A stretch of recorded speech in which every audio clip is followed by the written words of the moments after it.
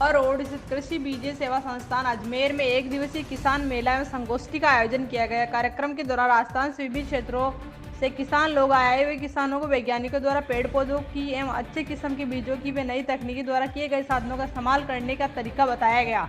Dayanand college की छात्र छात्राओं ने किसानों के लिए मुर्गी पालन पशुपालन के रखरखाव हेतु साधनों का मॉडल तैयार करते हुए किसानों की मदद की। वाईके ने जानकारी में बताया कि हमारे यहाँ पर विभिन्न प्रकार की फल एवं सब्जियां तैयार करते हुए प्रशिक्षण दिया जाता है। साथ ही आसपास के सभी किसानों को यहाँ पर ट्रेनिंग देकर कृषि करने का तरीका बताया गया।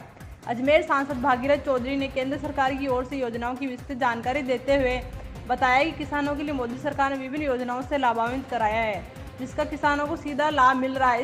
इस आयोजन में जयपुर जोबनेर से पधारे गंगाराम सेपट व सुमन सेपट मेले में आकर्षण का केंद्र बने रहे। इस कार्यक्रम के मुख्य अतिथि कृषि मंत्री कैलाश चौधरी, अजमेर सांसद भागीरथ चौधरी, नसीराबाद विधायक रामस्वरूप लांबा, पुष्कर विधानसभा विधायक सुरेश सिंह रावत, भारतीय जनता पार्टी के जिला अध्यक्ष देवीशंकर बूतड़ा, पिसांगण पंचायत समिति के अध्यक्ष प्रधान दिनेश नायक, सरपंच संघ के अध्यक्ष शक्ति सिंह रावत, पूर्व उप जिला प्रमुख तारा रावत, डिप्टी मेयर नीरज जैन मौजूद रहे। देखिए, हमारा देश कृषि प्रधान देश है और जब तक किसान के घर में खुशहाली नहीं आएगी, समृद्धि नहीं आएगी, तब तक इस देश में खुशहाली नहीं आ सकती है। देश का विकास तभी संभव है जब गांव और किसान के घर में समृद्धि आएगी। इसके लिए किसान मेला का आयोजन किया गया है। आज इस 21वीं सदी है, दुनिया चंद्रमा पर जाके बसने की तैयारी कर रही है, तो ऐसी स्थिति में किसान को भी प्रगतिशील किसान बनना पड़ेगा। उन्नत तरह की उसको बीज है जो भी है और ऑर्गेनिक खेती के ऊपर और जाना पड़ेगा। आज अंधाधुंध जो रासायनिक खाद डाला जा रहा है उससे इंसान की सेहत खराब हो रही है, तो इस बारे में सारी बातें बताई है कि भाई उन्नत बीज हो और किसान को उन्नत तरीके से खेती करनी चाहिए, उसको मार्केटिंग अच्छी होनी चाहिए। नरेंद्र भाई मोदी जी का विजन है कि 2022 तक किसान की आमदनी दुगनी होनी चाहिए। उसके अंतर्गत आज ये मेले का आयोजन किया गया।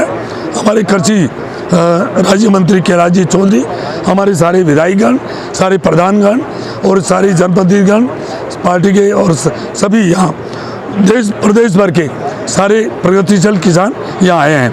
मैं मानता हूँ कि किसान को जितनी भी इमदाद दे उतनी कम है, परंतु आज किसान सम्मान निधि के रूप में प्रधानमंत्री मोदी जी द्वारा 6,000 रुपये प्रति वर्ष दिया जा रहा है 3 किस्तों में, और MSP बढ़ाई गई है।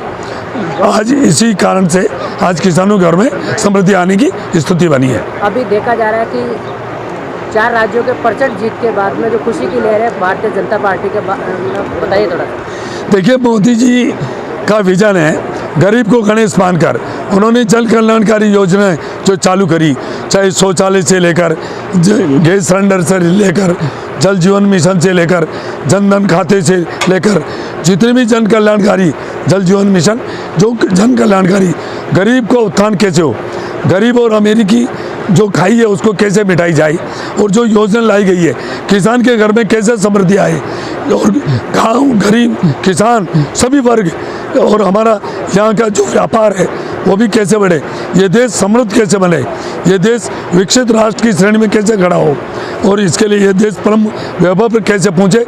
जो उन्होंने नीतियाँ बनाई है 7.5 साल में, उस नीतियों का परिणाम है कि आज 4 जो स्टेट है उसमें भारतीय जनता पार्टी प्रचंड बहुमत से अपनी सरकार बनाई है। धन्यवाद। आज ये किसान मेला का आयोजन किया गया है, थोड़ा बताइए।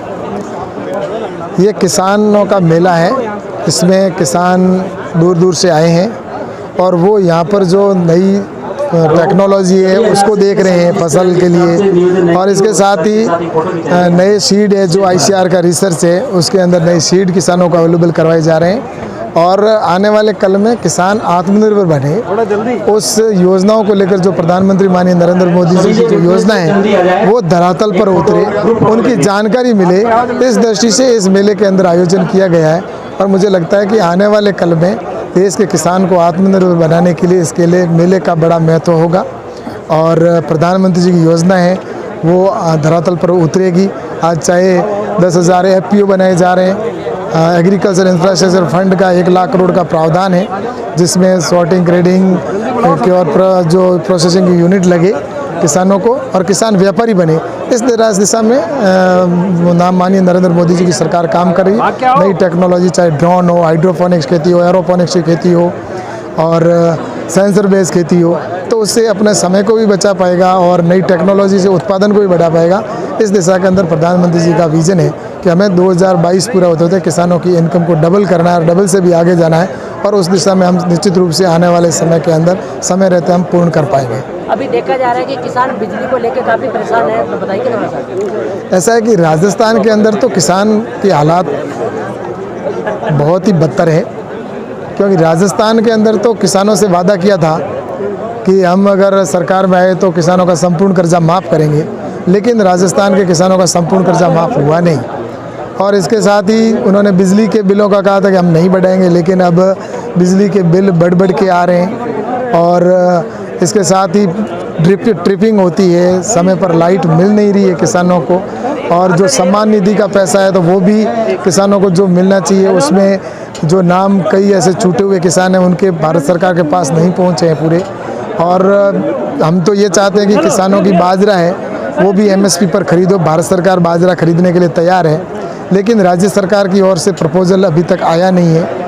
हमने कई बार आग्रह भी किया है कि राजस्थान के किसानों का बाजरा खरीदा जाए। तो इस दिशा में मुझे लगता है कि राज्य सरकार की बड़ी जिम्मेवारी है, और उस जिम्मेवारी से वो भटक रही है कि किसानों को जिस उम्मीद थी कि राजस्थान में जो सरकार आएगी और वो किसानों के लिए कुछ काम करेगी, लेकिन आज किसान अपने आप को ठगा महसूस कर रहा है। केंद्र सरकार की योजनाएं जो है वो नीचे पूर्ण रूप से जो उतरनी चाहिए वो अभी तक उतर नहीं रही है। तो इसके लिए राज्य सरकार जिम्मेवार है, लेकिन फिर भी हम प्रयास कर रहे हैं इस मेलों के माध्यम से जाकर आज किसानों को जागरूक कर रहे हैं। हमारे पार्टी के कार्यकर्ता वो भी किसानों को जागरूक कर रहे हैं कि हमें जो किसान प्रधानमंत्री जी की महत्वपूर्ण योजना है उनको हमें कैसे लागू करना है और धरातल पर कैसे उतारना है, जिससे किसान की इनकम बढ़े।